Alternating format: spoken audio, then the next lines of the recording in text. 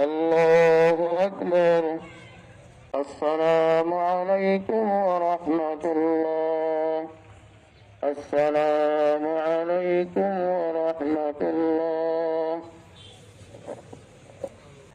এদেশ শাসন করেছিলেন যে ওরা মনের যে বাসনা ছিল এদেশকে সোনার বাংলায় পরিণত করবে, সেই সোনার বাংলা যেন আগামী দিনে বাংলাদেশ প্রতিষ্ঠা হয়, সেই জন্য আপনারা সকলে দোয়া করবেন।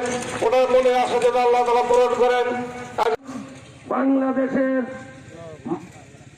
কল্যাণের জন্য উনি আপসহীন নেতৃত্ব দিয়ে গেছেন। উনি বাংলাদেশের মানুষের অধিকার আদায়ের জন্য অন্যায়ের 40,000 কয়েদি ধারণকৃত একটি জেলখানায় তিনবারের প্রধানমন্ত্রী, রাষ্ট্রপতির স্ত্রী, সেনাপ্রধানের স্ত্রী, স্বাধীনতার ঘোষকের স্ত্রী, ওনাকে এককভাবে ওই জেলখানায় রেখেছেন 2 বছর।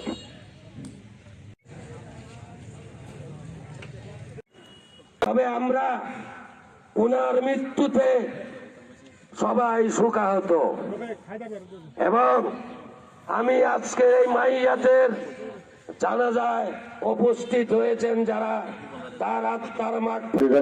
বিসমিল্লাহির রহমানির রহিম। আজকে আমরা গভীর শোকে শোকাহত। গতকাল বাংলাদেশ জাতীয়তাবাদী দলের চেয়ারপারসন, আমাদের দেশনেত্রী, গণতন্ত্রের মা, বাংলাদেশের এবার কেয়ার হাসপাতালে সকাল 6 ঘটিকার সময় উনি শেষ নিঃশ্বাস ত্যাগ করেন। ইন্না লিল্লাহি ওয়া ইন্না ইলাইহি রাজিউন। আমার ছাত্র জীবনটা শুরু হয়েছিল এই মহিলাটার চেহারা দেখে। তার ভিতরে আমার ছাত্র জীবনের অনেকটা সোনালী সময় এই দলের স্লোগান দিয়ে, খালেদা জিয়ার স্লোগান দিয়ে, জিয়ার হাসানের স্লোগান দিয়ে পার করেছে। আমাদের আশা ছিল আজকে যে মুক্ত বাংলাদেশ, এই বাংলাদেশে উনি মুক্তভাবে সারা বাংলাদেশ চষে বেড়াবেন। মহান রব্বুল আলামিনের এটা ওনাকে ওনার কাছে দিয়ে গেছে। আমরা যারা এই দল করি, যারা আগামী প্রজন্ম, আমরা যেন খালেদা জিয়ার লক্ষ্য, উদ্দেশ্য এবং সততা ধারণ করে আগামী দিনে একটি সোনার বাংলাদেশ, একটি সমৃদ্ধ বাংলাদেশ, একটি আকাঙ্ক্ষার বাংলাদেশ, শিক্ষিত জনগোষ্ঠীর বাংলাদেশ গঠন করি। বিশেষ করে যিনি চলে গেছেন, আপনারা হয়তো জানেন, উনি 1971 সালে মুক্তিযুদ্ধের সময় উনি গৃহবন্দী ছিলেন। 75-এ যখন একটা অনাকাঙ্ক্ষিত ঘটনা ঘটলো তখন উনি গৃহবন্দী ছিলেন।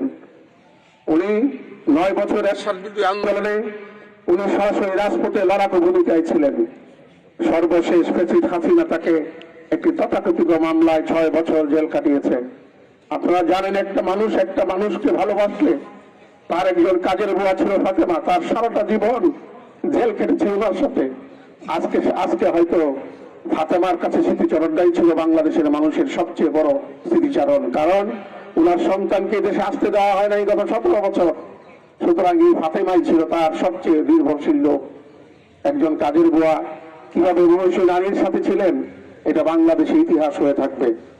আমাদের আগামী প্রজন্ম এবং আপনারা যারা এখানে আসছেন সবাই অত্যন্ত কষ্ট করছেন। আমি আমার বক্তব্যের মধ্যে যদি কোনো ভুল ত্রুটি হয় আমাকে ক্ষমা করবেন। আমাদের পরিবারের বাবা, মা, দাদা, দাদি যারা গত হয়েছেন, আমি সকলের জন্য দোয়া চাই। আর আমরা যারা অসুস্থ আছি তাদের জন্য আল্লাহ রাব্বুল আলামিনের কাছে সেবা চাই।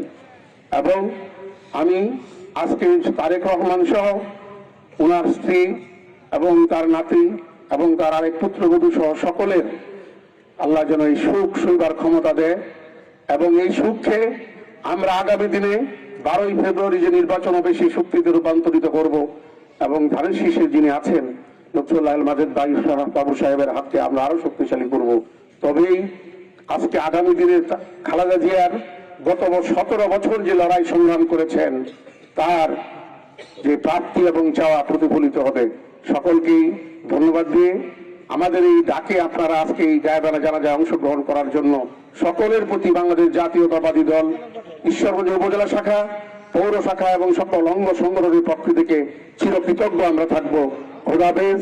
বাংলাদেশ জিন্দাবাদ, বাংলাদেশ জাতীয়তাবাদী দল জিন্দাবাদ, লুৎফুল্লাহ মাজেদ সাহেব জিন্দাবাদ।